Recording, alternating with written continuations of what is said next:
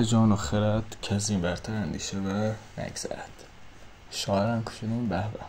خب با آموزش میکروکنترلرهای AVR خدمتتون هست. خب من یه توضیح کلی درباره گروهمون بدم که بر چه اساس داریم کار میکنیم و چه آموزش هایی رو در خدمت شما میذاریم و واسه چه کارهایی لازم. گروه ما از 3 شاخه اصلی مکانیک، الکترونیک و کامپیوتر ساخته شده که 3 نفر همگروه هستیم و کار میکنیم. بخش مکانیکش که میشه طراحی مکانیک، یعنی طراحی بدنی ربات و هر دستگاهی که خودتون بخواید بسازین رو با نرم افزار سالید ورک انجام میدید. خب آموزش این نرم افزار رو دوست عزیزمون حمیدرضا واسهتون آموزش میده.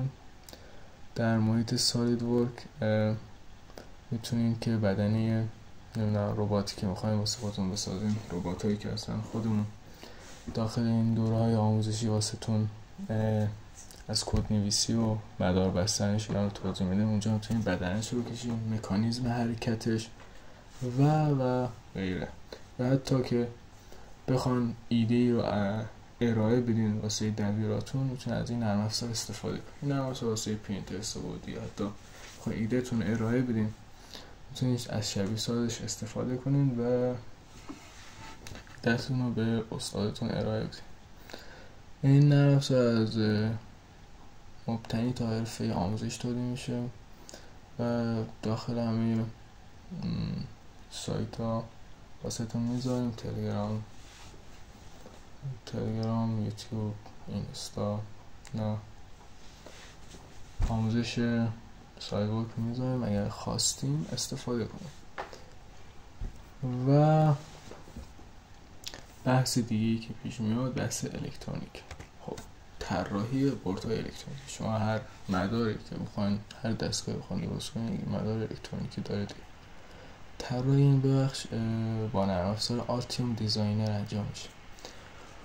آلتیوم دیزاینر رو یکی از دوستامون که اسمش علیه آموزش میده و آموزش آلتیوم هم در کنار سالید ورک در چنلمون میذاریم و شما دوست داشتین استفاده کنید.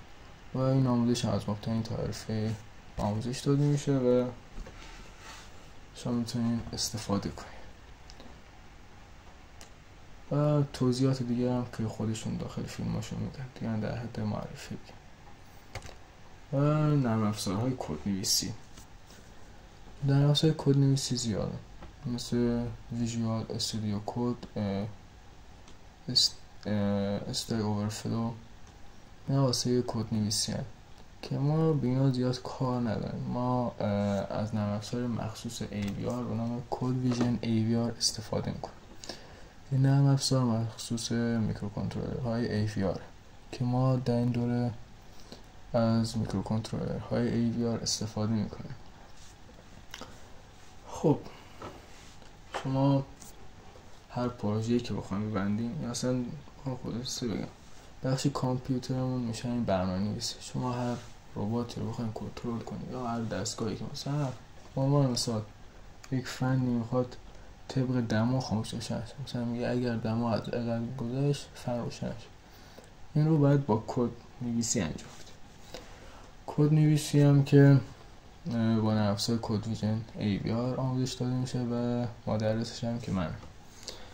و شما کدایی که می‌نویسید باید یک جا ازشون اجرا بگیرین. یعنی نمیشه که مثلا هر دفعه روی میکرو ببندین، هی میکرو از رو بردبورد بردارین، اتصالات بردبورد که خیلی جالب نیست، قطع و وصل میشه، به مشکل میخوره.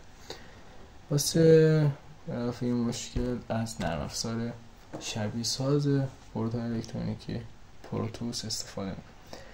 پروتوس بیشتر چیزش رو گذاشته روی میکروکنترلر. شما میتونید کدایی که توی کدویژن نوشتین یا هر چی استودیو آردوینو هر چی نوشتین میتونید داخل پروتوس ازش اجرا بگیرید.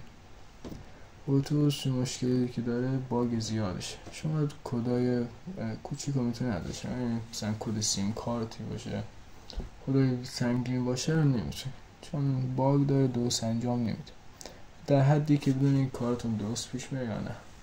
بعد پروژه های سنگین هم که روی بردبورد واسه تو انجام میدیم، قصه اونا هم نخورین که بخوایم چجوری برد ببندیم، اینا همه هم طی آموزش های بعدی واسه تون میذارم، حتی خودمون هم واسه تون روی بورد میبریم که ببینید نحوه کار به چه صورته. خب معرفی ما در این قسمت پایان میرسه. محتوای این قسمت فقط واسه معرفی گروهمون که بود که بفهمیم بچه اساس کار میکنه و چه کاری قراره به شما ارائه بدیم. انشالله از قسمت بعدی به آموزش میپردازیم. قسمت بعدی میشه آموزش میکروکنترلر چی است و چی کار میکنه. بعدش میپردازیم به کدنویسی و اجرای پروژه. قدم به قدم همه چی میریم جلو تا انشالله به همه چی برسیم. خب موفق و پیروز باشید.